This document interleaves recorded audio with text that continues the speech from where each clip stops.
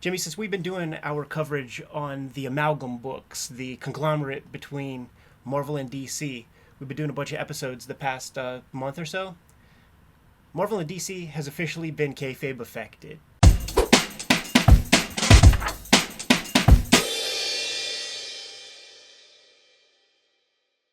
Hello and welcome to your favorite YouTube channel, Cartoonist Kayfabe. My name is Jim Rugg. I'm Ed Piskor. We're looking at Amalgam Comics because there's some big news on the horizon where these books are concerned. But first, I want to remind everybody that we are a daily comic book YouTube channel with over 1,500 videos in our back catalog. You can search those on our Cartoonist Kayfabe YouTube page. Search by creator, character, title. You will find lots of videos that you will love if you are a comic book fan. Also, part of the way we keep the lights on here is the Cartoonist Kayfabe Patreon. There is a link below this video. Check that out. See what level suits you well. It'll give you access to our videos early, and at the King Kayfaber level, it'll give you access to all of our videos first because you can sit in on the recording session. So whenever we show off a hard-to-find book, you'll be the first one in line buying that in the aftermarket before it goes up in price or disappears altogether, something we call the Kayfabe effect. So again, that link is below this video. Since we have been doing some Amalgam coverage on the Cartoonist Kayfabe channel, it has been announced there's going to be an omnibus edition, a set of omnibuses. One omnibus is going to be the Marvel vs. DC comics are going to be compiled, and Marvel and DC have been kayfabe affected. There's going to be an Amalgam omnibus edition. So with that in mind, I know that you had all these issues together in one place. Let's go through some of these things and try to figure out which ones we're going to do next and which ones we have episodes of. Yes, leave the comments below which one you guys want us to do next, and we'll definitely call out the ones that we already have videos of. Amazon is near the top of my list. This is John Byrne reuniting with Terry Austin. I think Byrne is doing Wonder Woman around this time. Interesting creative teams on a lot of these books because many of them are the creative teams from the monthly version of one or the other. Is that true? With some mashups, you know, like in terms of writers and stuff, and we'll call some of those out as we go along. But my interest in Amazon is Terry Austin and John Byrne. Right. You know, once they part after X-Men, I don't know how often they work together again, so always kind of cool to see a superstar art team reunited. Yes.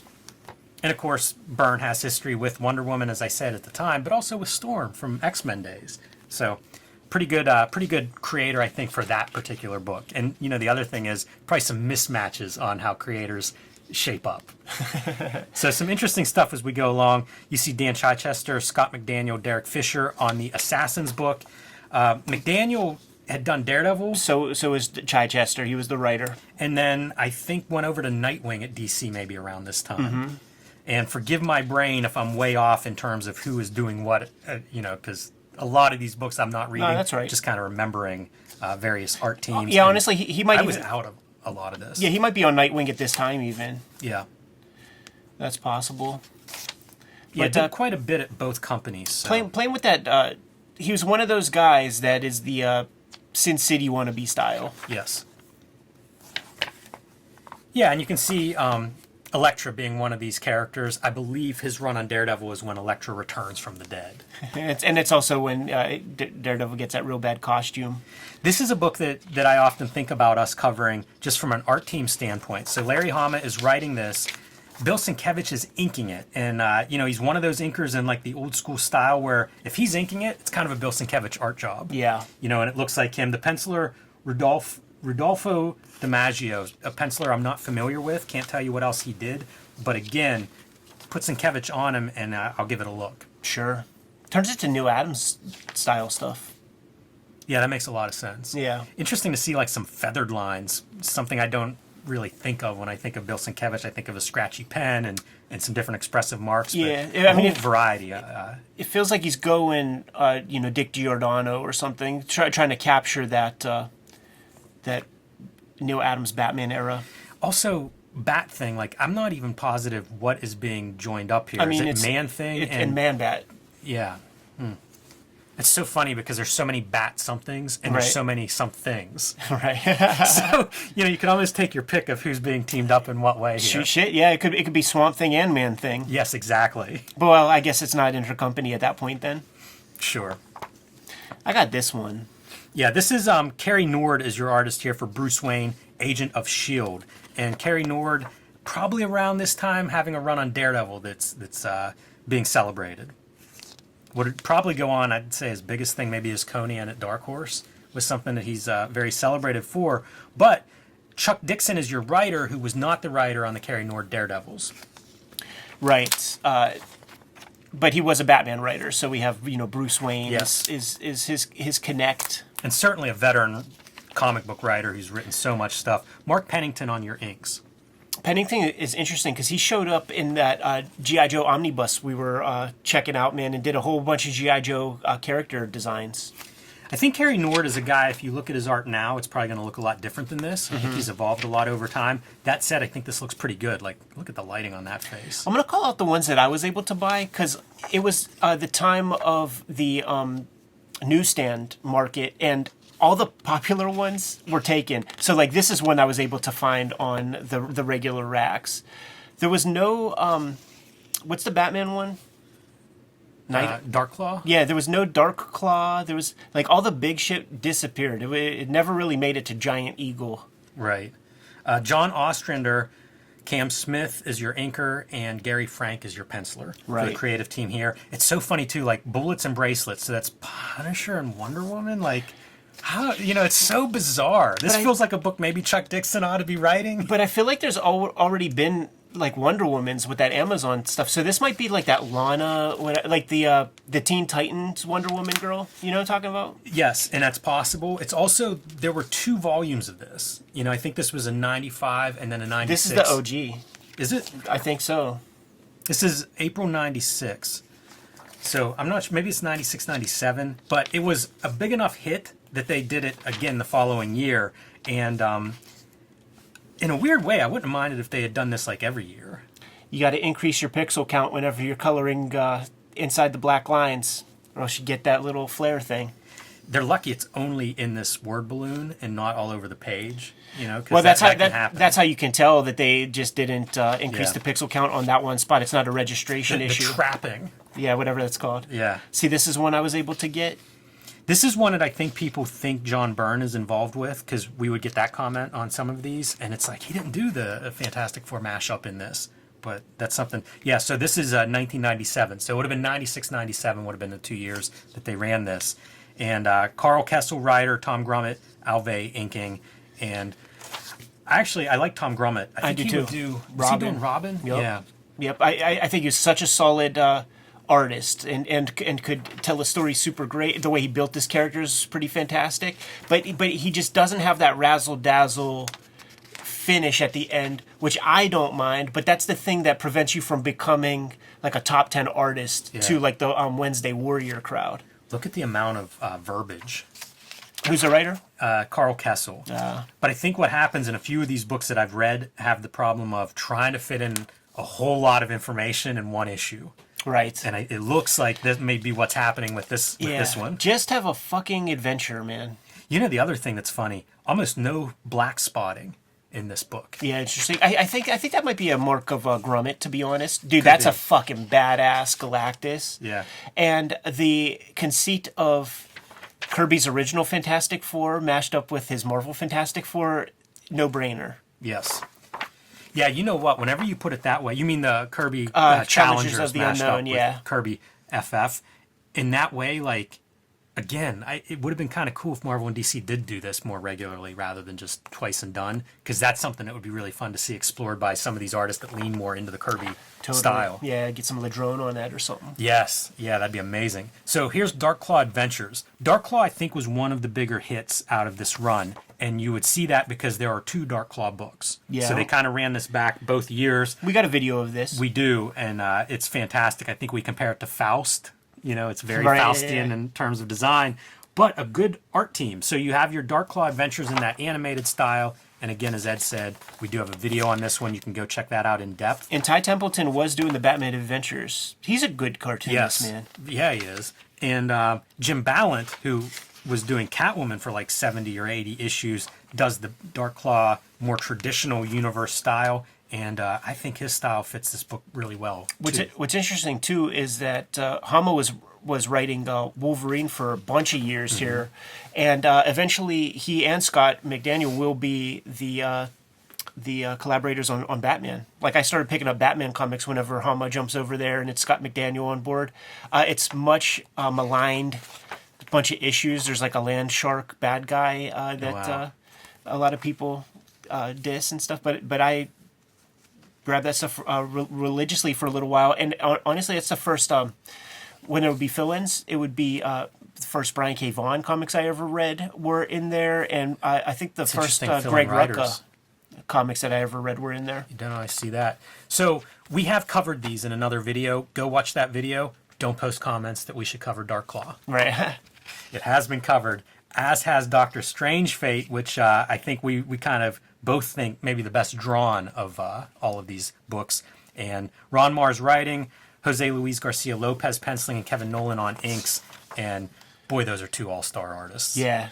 And work well together. I think it's a mark of respect from... Buy our books. Keep the videos coming to you on a regular basis. Jimmy has Street Angel Deadliest Girl Alive, Street Angel Princess of Poverty, True Crime Funnies, 1986 zine, BW zine. Get those at his website. Hulk Grand Design, Treasury is out there. Trade paperback coming soon. I have Hip Hop Family Tree Omnibus. X-Men Grand Design Trilogy. Red Room Crypto Killers comes out the end of February. Antisocial Network, Red Room Trigger Warnings, and the Switchblade Shorties comic strip coming to you online on a daily basis. Now that we're done showing off our books, get them, and back to the video. I feel like this one, Generation Hex, first off, I didn't know this existed. It must be year 2. And I feel like by title alone, they were like, yeah, we should do that. I think quite a few of these books might be title first and then figure out everything else. Adam Polina is your artist on this one. And, of course, I don't get the credits right up front where I can tell you everybody. Go in the front cover. Well, here we go. Peter Milligan, interesting writer who did stuff both at DC Vertigo and at Marvel with Ecstatics. Yeah. I'm trying to think when. That would have been probably a little bit after this. 2000. A very interesting writer. And Mark Morales on ink duties. And a guy I've bumped into at some conventions over the years. I believe he's still active as an inker to this day. Polina, I believe he's the right guy. Like, he came through Pittsburgh. He had a self-published comic that him and his friend made. Like, Dead something? Before that, it's real cheesy. So, like, man, I'm gonna have to dig it out because it is real rough. But they were cool guys, and he might have been right out of school. I liked his art. He did a wrestling comic for Vertigo, I want to say. It might have just been DC proper. Big Daddy Danger. Like a 9-issue miniseries. Pretty bizarre. But I liked his style. A little bit restrained here, not kind of as far out as I think of with him, because he had like a kind of an odd style. He was working in a kind of like the house style of the time, kind of. Like he was doing work that could get him professionally paid, and then he was able to start to become himself. Takes over on X-Force. Yeah, would have been one of his early jobs. Yeah. Probably how he gets to Generation Hex, just being associated with the X stuff. But X-Force was like the book for turning out artists, I feel like. Right. Because you do Greg Capullo, Tony Daniel, and Adam Polina, and I thought all three of them did good work on X-Force. Yeah. Man, this doesn't look good, and it's Paul Smith. Paul Smith's an interesting artist because, like, can draw the socks off of everything, but I don't know that all of his stuff is exciting looking. No. And I think Al Williamson on inks, along with a whole bunch of other people. Can't even save him. Although, look at that list, man. That's a who's who. Palmer on there. Wonder who the Adams would be. You need a first name if your last name's Adams in comics, because that can go a lot of different ways. Maybe we'll be able to tell very clearly. Yeah, maybe we'll look at a few of these. Kurt Busiek on your writing duties, too. Oh, see, yeah, this is awful inking right here. Man, it's so thin. This might be one to dig into, Ed. Yeah, and try to figure that out. We could look at the inkers, and you know what it is, dude? It might be something. Al Williamson, because I think that was Williamson on this sharp paper. Like it doesn't lend well. Like he's planning for some dot gain on newsprint. That's the way he inks, and it doesn't show up flatteringly here. That's so strange, too, because if you told me it was Paul Smith with Al Williamson on inks, I'd be like, yeah, let me buy that book. I want to see that. Yeah. And not that exciting, but paper stock makes a difference. So maybe that's one for the commenters to push us towards. All right, JLX. Now this has Gerard Jones, convicted, I think, child porn. Yeah, it's porn, I think. It's computer shit. Yeah. And convicted of that. I believe this is not going to be part of the omnibus. I think that there's 2 books that his name is on, and I think both of those are not included. So maybe this is one that everybody's going to want covered, but maybe we shouldn't even be doing the flip through on it. Who cares? But Howard Porter, your artist, this is JLA time.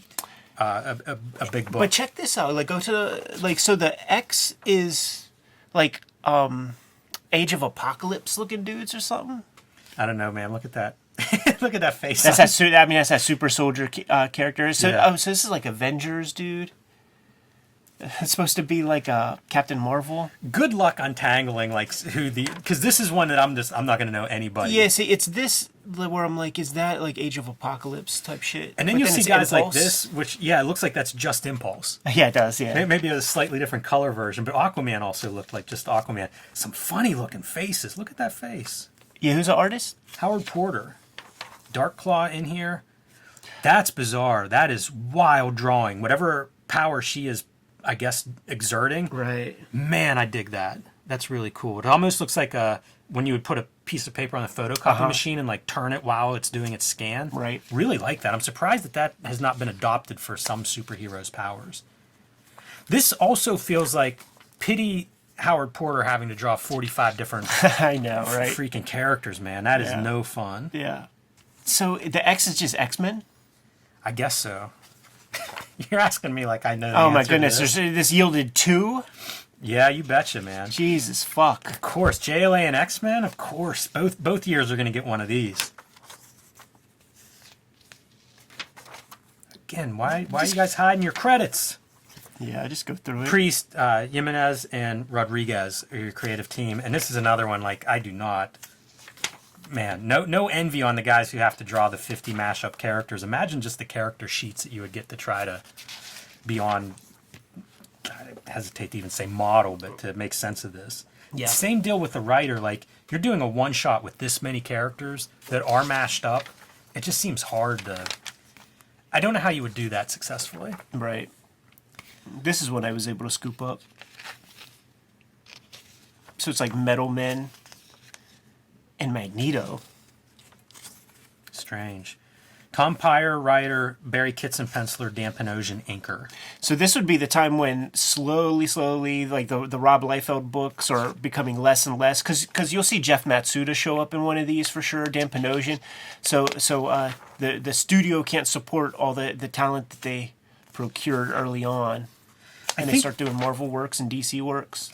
I think it's really interesting to see these as like take the temperature of 1996, 1997 comics production. I do think the creators are at a bit of a disadvantage because you get one issue and you've got so much to try to manage. But otherwise, like, it's kind of interesting to just see, like, what's the state of comics at that time period. State of Marvel, DC, I should say. And again, they get 2 issues out of this run. Yeah, this is the Matsuda one, I'm pretty sure. Yeah. Oh, yeah, man, turn it sideways. Yeah, totally. Like that's the way he draws faces and stuff. This kind of thing. He's in animation now. He was a guy that I liked towards the end of his run. I think he did like Kaboom at Maximum Press or something, and it was really cartoony, the characters, and it was something that I liked, and in a weird way, it's almost like J. Scott Campbell or something, where like the cartoon element really came in, and I thought it was flattering. Yeah. But you don't get a lot of it, and this is probably another one that's not going to be reprinted, but Art Tebow on your inks.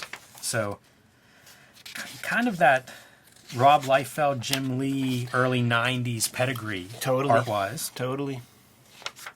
Yeah, you know, Matsuda's bringing in his Joe Mad isms into the mix. See, this is one I was able to scoop.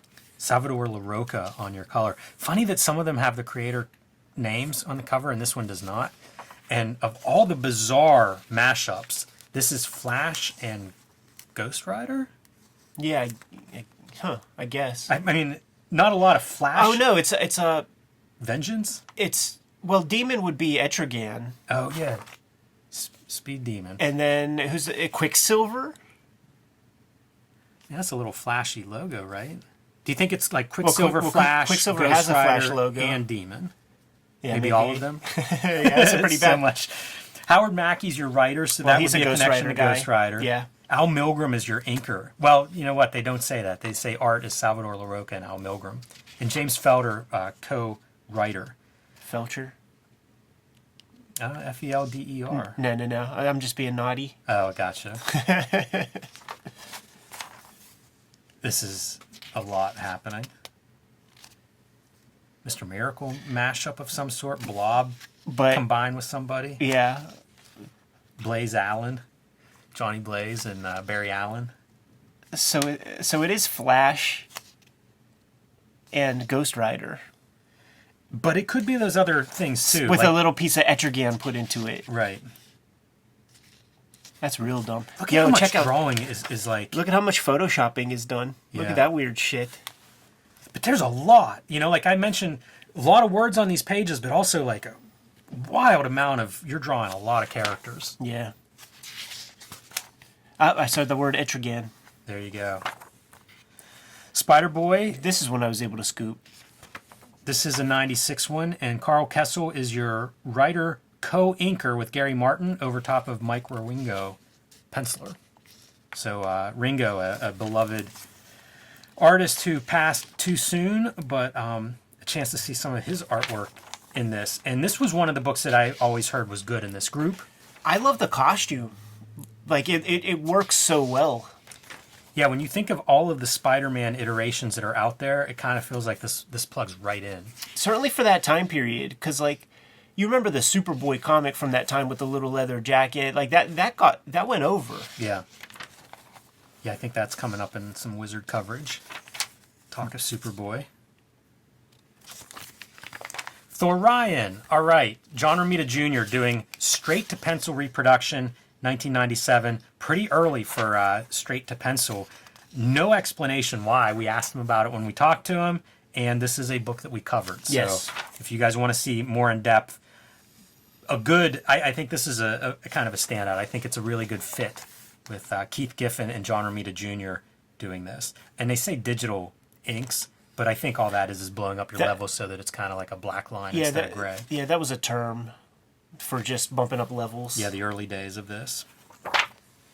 Super Soldier #1. We also covered Super Soldier. Mark Waid, Dave Gibbons. Pretty good team there in 96, 97 to get those guys together. Captain America Superman mashup. So you guys can see an in-depth video of this as well. It does show you how this is their game to lose when you see all the team books that have to be made. And, you know, you got one character, you get a villain, mash up some side characters, and make a good comic. Like, that seems like a battle that one can win. And brought them back again. And I think Gibbons is doing co-plot, script, and pencil. So lifting up a little bit more of the writing chores this time around with Jimmy Palmiotti joining in on the inks this time. But speaking to your point, that first one must have gone over well enough that they were like, bring him back. Yeah. I think it might be the only return creative team. X-Patrol #1. Roger Cruz, I believe, lifting Cybrid cover. Roger Cruz. That may be off the top. Are you top of my head. Are you saying that copying others might be his modus operandi at this point in time? That is what I'm saying there, Ed. This is a 96, so this is a wave 1. He probably was drawing some X-Men at this time, right? Yeah, at least the fill-ins. Mm-hmm. Carl and Barbara Kessel writing, and John Holdridge inking. Kind of like that double splash. Felt a little less busy than most of them. And honestly, this whole series feels a little bit, or this whole issue feels a little less busy than, especially the other team books that we've looked at. I feel like I've seen this one before, too. Oh, yeah. Oh, boy. And X-Patrol, bring it back again. There's the 97 version of it. Brian Hitch. Yeah, that's penciling. that 90s Brian Hitch style. Like I hated it so much. It would be out of Marvel UK. Yeah, it would be in X-Men Unlimited where we would first see that stuff. And whenever he was brought onto those books, it turned me off so much. I don't even know why, really. I think like it's these little pools of spotted black that create this like overall gray. It's more hairy. Like I was very much into the Scott Williams kind of stuff, and it just felt like more hairy or organic, more sketchy. Yeah, this stuff doesn't particularly bother me. It's interesting to see him before he kind of, starts to become what he's known for, which was heavy photo referencing in a lot of ways. It's so funny because I don't know that stuff at all. I've never seen Ultimates, none of that shit. Like this is all that I know. Like I was able to pick that out of the lineup for sure. Ultimates and Authority, right? Wasn't he the first artist on Authority, I think? Oh yeah, right. Two pretty big books at that time period, but yeah, who would have guessed at this time what he was going to go on to? So there is your sample, and to be honest, I am missing one issue, and that is a Superboy. Yeah, the Ladrone joint. Yes. I am curious to see that. Yeah, me too. Probably maybe one of the, if I didn't know anything, one that I would guess to look really good. So Kayfabers, man, it was put out there. I guess you could pre-order this, the omnibus, right? Run you $150. Jimmy, Wow. you bought these books in recent times, right? I did, yeah. How about what this run you? They were $1 a piece when I bought them, and I don't know, there's 20 of them here maybe, so 150 is pretty steep. But you know what I thought of whenever I heard that announcement? I thought, like, are comics in bad trouble? Because 96, 97 is like Marvel going bankrupt. Right. You know, it's like throw everything we can at the wall because we are struggling. And when you bring this back, it makes me wonder, is that where we're at again? Well, you know what it is, dude. We are tastemakers in the industry of the comic books and sequential art. So we cover this stuff, and then they make these announcements. Better start covering a little better material here on the channel, huh, Jimmy? Good to go? I am. Kayfabers, like, follow, subscribe to the YouTube channel. Hit the bell so that we can notify you when new videos are available. We are on the road to 100,000 subscribers. Thank you very much. And if you get anything out of these videos, if you dig what we produce, make sure that you follow the channel, and it helps us out a lot to have a good subscriber base. The videos are ultimately brought to you by the books that we make, but we have a Patreon, and the Patreon is there for you to mitigate the kayfabe effect, become one of our biggest supporters, and you get all the videos before anybody else.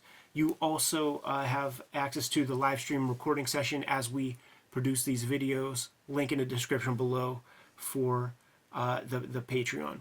We have more than 1,700 videos out there, and we might have talked about some of your favorite comics. So make sure you hit the magnifying glass on the front page of the Kayfabe YouTube channel. Check out the channel, pop in your favorite titles, check out those episodes. If we haven't talked about your favorite comics, then by all means put something in the comments so that we can push those books a little bit higher on our to-read piles.